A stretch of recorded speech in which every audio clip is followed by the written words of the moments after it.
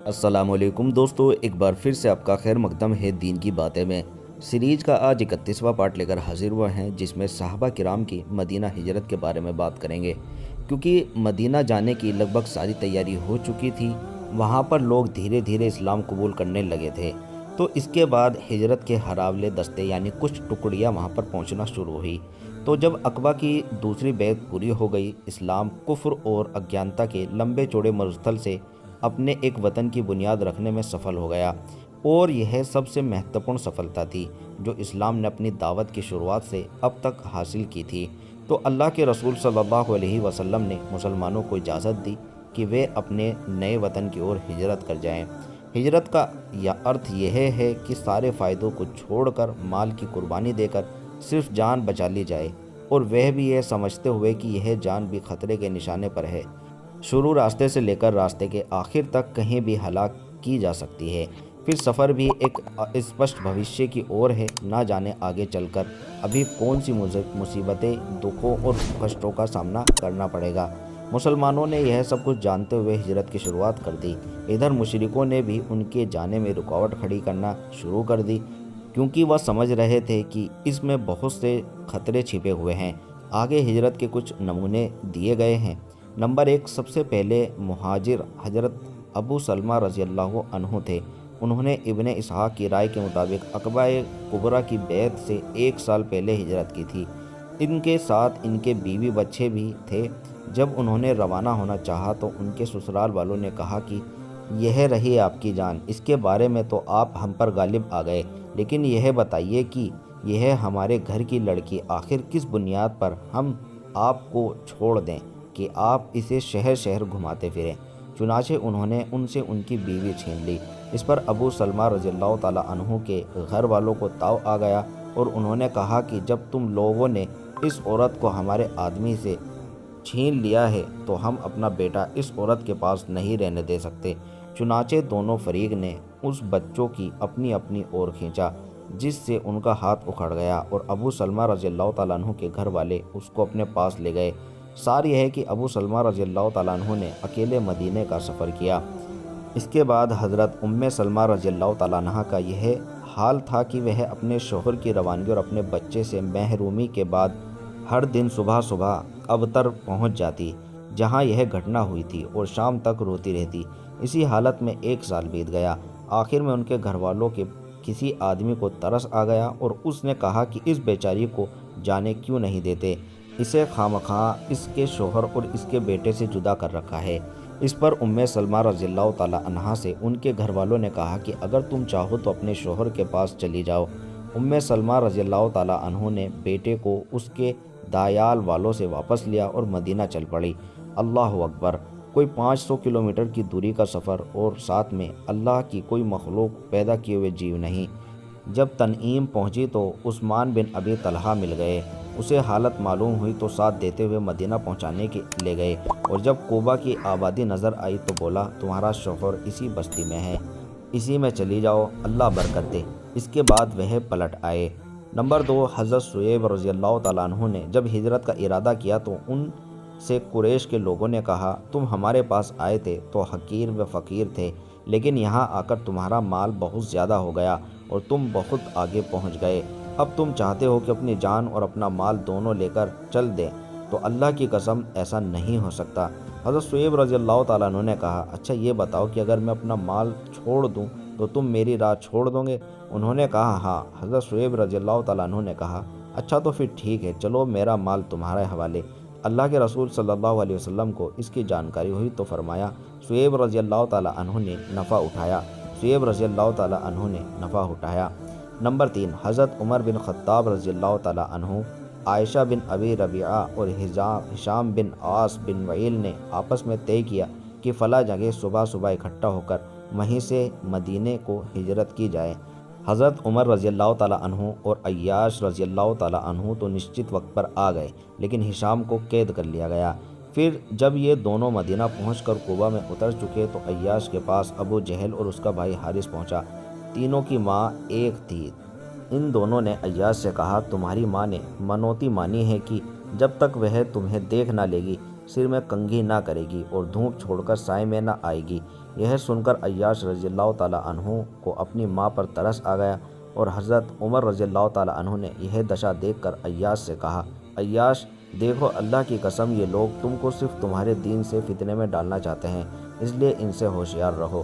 اللہ کی قسم اگر تمہاری ماں کو جوؤں نے کشٹ پہنچایا تو وہ کنگھی کر لے گی، اور اسے مکہ کی تھوڑی کڑی دھوپ لگی تو وہ سائے میں چلی جائے گی۔ مگر عیاش نہ مانے، انہوں نے اپنی ماں کی قسم پوری کرنے کے لیے ان دونوں کے ساتھ نکلنے کا فیصلہ کر لیا۔ حضرت عمر رضی اللہ تعالیٰ عنہ نے کہا، اچھا جب یہی کرنے پر آئے ہو تو میرے یہ اونٹنی لے لو، یہ بڑی اچھی اور تیز چلنے والی ہے، اس کی پیٹھ نہ چھوڑنا، اور لوگوں کی طرف سے کوئی شک والی حرکت ہو تو نکل بھاگنا۔ عیاش اونٹنی پر سوار ان دونوں کے ساتھ نکل پڑے۔ راستے میں ایک جگہ ابو جہل نے کہا، بھائی میرا یہ اونٹ تو بڑا سخت نکلا، کیوں نہ تم مجھے اپنی اس اونٹنی پر پیچھے بٹھا لو۔ عیاش نے کہا، ٹھیک ہے، اور پھر اس کے بعد اونٹنی بٹھا دی۔ ان دونوں نے اپنی اپنی سواریاں بٹھائی تاکہ ابو جہل عیاش کی اونٹنی پر پلٹ آئے، لیکن جب تینوں زمین پر آ گئے تو یہ دونوں عیاش پر ٹوٹ پڑے اور انہیں رسی سے جکڑ کر باندھ دیا، اور اسی بندھی ہوئی حالت میں دن کے وقت مکہ لائے اور کہا کہ اے مکہ والو، اپنے ملکوں کے ساتھ ایسا ہی کرو جیسا ہم نے اپنے اس ملک کے ساتھ کیا ہے۔ ہجرت کا ارادہ رکھنے والوں کا پتہ ہو جانے کی شکل میں ان کے ساتھ مشرک جو ویوہار کرتے تھے اس کے یہ 3 نمونے ہیں، لیکن ان سب کے باوجود لوگ آگے پیچھے برابر نکلتے ہی رہے۔ چنانچہ عقبہ کبریٰ کی بیعت کے صرف 2 مہینے کچھ دن بعد مکہ میں اللہ کے رسول صلی اللہ علیہ وسلم، حضرت ابوبکر رضی اللہ تعالیٰ عنہ اور حضرت علی رضی اللہ تعالیٰ عنہ کے علاوہ ایک بھی مسلمان باقی نہ رہا۔ یہ دونوں حضرت اللہ کے رسول صلی اللہ علیہ وسلم کے ارشاد کی وجہ سے رکے ہوئے تھے، جبکہ کچھ ایسے مسلمان ضرور رہ گئے تھے جنہیں مشرکوں نے زبردستی روک رکھا تھا۔ اللہ کے رسول صلی اللہ علیہ وسلم بھی اپنا پورا سامان تیار کر کے روانہ ہونے کے لیے اللہ کے حکم کا انتظار کر رہے تھے۔ حضرت ابوبکر رضی اللہ تعالیٰ عنہ کے سفر کا سامان بھی بندھا ہوا تھا۔ صحیح بخاری میں حضرت عائشہ رضی اللہ تعالیٰ عنہا سے روایت ہے کہ اللہ کے رسول صلی اللہ علیہ وسلم نے فرمایا، مجھے تمہاری ہجرت کی جگہ دکھائی گئی ہے، یہ لاوے کی 2 پہاڑیوں کے بیچ استھت ایک ناخلستانی چھیتر ہے۔ اس کے بعد لوگوں نے مدینہ کی طرف ہجرت کی۔ حبشہ کے عام مہاجر ہجرت کرنے والے بھی مدینہ ہی آ گئے۔ حضرت ابوبکر رضی اللہ تعالیٰ عنہ نے بھی مدینہ کے سفر کے لیے پورا سامان تیار کر لیا، لیکن اللہ کے رسول صلی اللہ علیہ وسلم نے فرمایا، تنک رکو، کیونکہ امید ہے مجھے بھی اجازت دے دی جائے گی۔ ابوبکر رضی اللہ تعالیٰ عنہ نے کہا، میرے باپ آپ پر فدا، کیا آپ کو اس کی آشا ہے کہ آپ صلی اللہ علیہ وسلم نے فرمایا، ہاں۔ اس کے بعد ابوبکر رضی اللہ تعالیٰ عنہ رک گئے تاکہ اللہ کے رسول صلی اللہ علیہ وسلم کے ساتھ سفر کر سکیں۔ ان کے پاس 2 اونٹنیاں تھیں، انہیں بھی 4 مہینے تک بابول کے پتے کا خوب چارہ کھلایا۔ قریش کی پارلیمنٹ یعنی دارالندوہ میں جب مشرکوں نے دیکھا کہ صحابہ کرام رضی اللہ تعالیٰ عنہ تیار ہو کر نکل گئے اور بال بچے اور مال و دولت کو لاد پھاند کر اوس و خزرج کے علاقے میں جا پہنچے تو ان میں بڑا کوہرام مچا، دکھ درد کے لاوے پھوٹ پڑے اور انہیں ایسا رنج و غم ہوا کہ اس سے پہلے کبھی ایسا نہ ہوا۔ جب ان کے سامنے ایک سچا اور بھاری خطرہ ایسا روپ لے کر آ گیا تھا جو ان کی مورتی پوجا اور آرتھک ساموہکتا کے لیے بھاری چنوتی تھا۔ مشرکوں کو معلوم تھا کہ محمد صلی اللہ علیہ وسلم میں نیترتو اور رہنمائی کی بھاری وشیشتا کے ساتھ ساتھ کتنی بھاری پربھاؤ شیلتا موجود ہے کہ آپ صلی اللہ علیہ وسلم کے صحابہ کرام میں کتنا نشچے اور جماؤ اور فدا ہونے کی کیسی بھاونا پائی جاتی ہے، پھر اوس و خزرج کے قبیلوں میں کتنی طاقت اور جنگی مہارت ہے، اور ان دونوں قبیلوں کے لوگوں میں صلح و صفائی کی کیسی بھاونائیں ہیں، اور یہ کئی ورش گرہ یدھ کی کڑواہٹوں کو چکھنے کے بعد آپسی رنج اور دکھوں کو ختم کرنے پر کتنے تیار ہیں۔ انہیں اس کا بھی احساس تھا کہ یمن میں سے شام یعنی سیریا تک لال ساگر کے تہہ سے ان کا جو ویپارک مارگ گزرتا ہے، اس مارگ کے حساب سے مدینہ سینک محترتو کی کتنی بھاؤک اور نازک جگہ پر استھت ہے، جبکہ شام دیش میں صرف مکہ والوں کا وارشک بازار 2.5 لاکھ دینار سونے کے حساب سے ہوا کرتا تھا۔ طائف آدی کا ویپار اس کے علاوہ تھا، اور معلوم ہے کہ اس ویپار کا پورا عشرے ہم پر تھا کہ یہ راستہ شانتی میں رہے۔ اس وورن سے اچھی طرح اندازہ کیا جا سکتا ہے کہ یثرب میں اسلامی دعوت کے جڑ پکڑنے اور مکہ والوں کے خلاف یثرب والوں کے پنکتی بدھ ہونے کی استھتی میں مکہ والوں کے لیے کتنے خطرے تھے۔ چونکہ مشرکوں کو اس گمبھیر خطرے کا پورا احساس تھا جو ان کے استتو کے لیے چنوتی بن رہا تھا، اس لیے انہوں نے اس خطرے کا سب سے کامیاب علاج سوچنا شروع کر دیا، اور معلوم ہے کہ اس خطرے کی اصل بنیاد اسلام کی دعوت کا جھنڈا اٹھانے اور حضرت محمد صلی اللہ علیہ وسلم ہی تھے۔ مشرکوں نے اس مقصد کے لیے عقبہ کبریٰ کی بیعت کے لگ بھگ 2.5 مہینے بعد 26 صفر سن 1490 مطابق 12 ستمبر سن 622 عیسوی برہسپتیوار کو دن پہلے پہر مکہ کی پارلیمنٹ دارالندوہ میں اتہاس کی سب سے خطرناک میٹنگ کی، اور اس میں قریش کے تمام قبیلوں کے پرتیندھی شامل ہوئے۔ وارتا کا وشے ایک ایسی نشچت یوجنا کی تیاری تھا جس کے مطابق اسلامی دعوت کے عالم بردار جھنڈا واہک کا قصہ جلد سے جلد پاک کر دیا جائے اور اس دعوت کی روشنی پورے طور پر مٹا دی جائے۔ اس خطرناک میٹنگ میں قریش کے قبیلوں کے نمایاں یعنی اسپشٹ چہرے یہ تھے: ابو جہل بن ہشام قبیلہ بنی مخزوم سے، زہیر بن مطعم، طعیمہ بن عدی اور حارث بن عامر بنی نوفیل بن عبد مناف سے، شعبہ بن ربیعہ، عتبہ بن ربیعہ اور ابو سفیان بن حرب بنی عبد شمس بن عبد مناف سے، نضر بن حارث بنی عبدالدار سے، ابو البختری بن ہشام، جمعہ بن اسود اور حکیم بن حجام بنی اسد بن عبد العزیٰ سے، نبیہ بن حجاج اور منبع بن حجاج بنی سہم سے، امیہ بن خلف بنی جمحہ سے۔ نشچت وقت پر یہ پرتیندھی دارالندوہ پہنچے تو ابلیس بھی ایک روبدار بزرگ کے روپ میں آبا اوڑھے راستہ روکے دروازے پر آ کھڑا ہوا۔ لوگوں نے کہا، یہ کون سے بزرگ ہے؟ ابلیس نے کہا، یہ ندیوں کا ایک شیخ ہے، آپ لوگوں کا پروگرام سن کر حاضر ہو گیا ہے، باتیں سننا چاہتا ہے اور کچھ اسمبھو نہیں کہ آپ لوگوں کو اچھے مشورے سے بھی محروم نہ رکھے۔ لوگوں نے کہا، بہتر ہے آپ بھی آ جائیے۔ چنانچہ ابلیس بھی ان کے ساتھ اندر چلا گیا۔ پارلیمانی ورتا اور نبی صلی اللہ علیہ وسلم کے قتل کے انیائے پورن پرستاؤ پر ایک مت ہونا۔ میٹنگ پوری ہو گئی تو پرستاؤ اور سمادھان آنے شروع ہو گئے اور دیر تک ورتا چلی۔